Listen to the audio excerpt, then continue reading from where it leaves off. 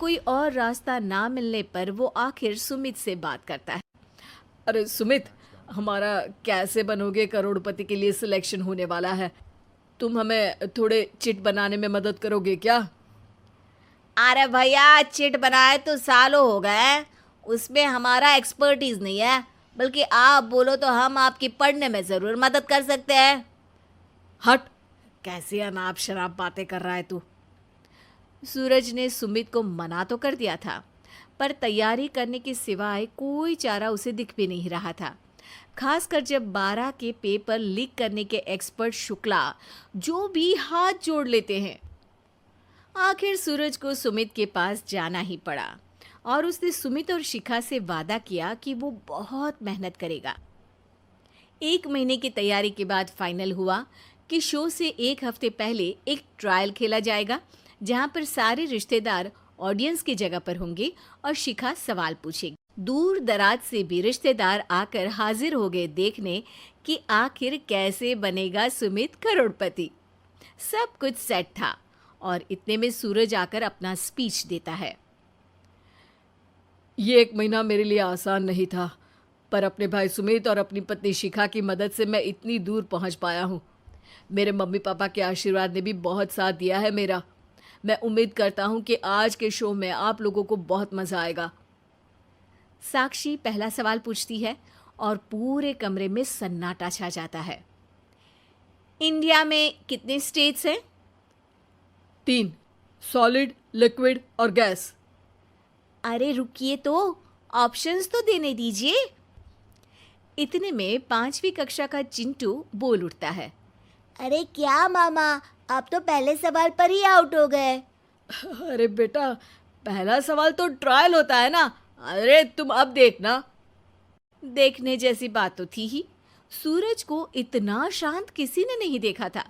कभी कभी तो लगता था मानो सूरज आंख खोलकर ही सो गया हो। मामा जल्दी करो प्लीज, कल सुबह पनवेल भी तो निकलना है। अरे हट, कंसंट्रेट करने दे मुझे। 3 सवाल में 3 लाइफलाइन खत्म हो चुकी थी और अब चौथे सवाल पर भी सूरज का मौन नहीं टूटा। पर सूरज अभी भी हार मानने को तैयार नहीं था। उधर हर कोई सूरज को छोड़ सुमित को देख रहे थे। आखिर सुमित ने ही तो पढ़ाया था सूरज को।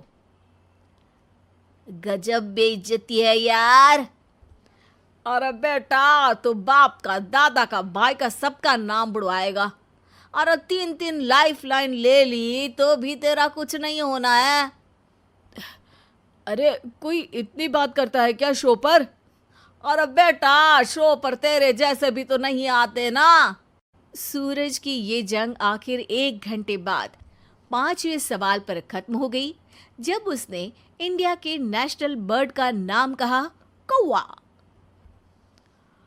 अरे बेटा, मजा तो बहुत आया, बस थोड़ा टाइम पर खत्म होता तो आनंद भी आ जाता। ताने बारिश के बूंदों की तरह बरस रहे थे और सूरज को भी समझ आ रहा था कि ये करोड़पति बनना शायद उसके बस के बाहर की बात है। पर वो आखिर ये बात मान कैसे लेता? वो सख्त लौंडा जो ठहरा, उसने सोचा कि बेइज्जती तो हो ही चुकी है, पर अगर मैं हार नहीं मानूं तो शायद कुछ हो सकता है। शिखा तुम देखना, असली शो में आग लगा दूंगा, आग। करोड़पति बनूंगा मैं। हाँ, सब्जियां खत्म हो गई है घर पे, ले आओ। पहले पति बन जाओ, फिर करोड़पति बनना। अरे गजब बेइज्जती है यार। बेटा, अभी तो घर पर ही हुई है। 1 हफ्ते में तो तुम देश के सामने करवा कर आओगे। वैसे जब टीवी पर जाओ ना, तो बस अपने मम्मी का ही नाम लेना, ठीक है? कोई पूछे तो बोलना कि पापा नहीं है मेरे। अरे पढ़ाई की, पेपर निकलवाए, इतने सारे लोगों को खाना खिलवाया, क्या फ़र्क पड़ा? इसीलिए मैं कहता हूँ कि मेहनत तो गधा भी करता है, घर बैठे जो कमाए वही सिकंदर। लेकिन मामा, गधे भी जानते हैं कि हमारा राष्ट्रीय पक्षी मोर है।